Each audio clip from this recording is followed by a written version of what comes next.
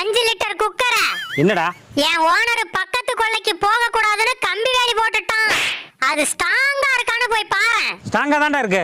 எல்லாரும் ஓடி வாங்கடா, கம்பியில கரண்ட் வரல. எனக்கு இந்த கோழியோட முட்டையை எடுத்து கொடுங்களேன். என்ன ஏமா எடுக்க சொல்ற? இந்த கோழி கொத்துற கோழியான்னு தெரிஞ்சுக்கதான்.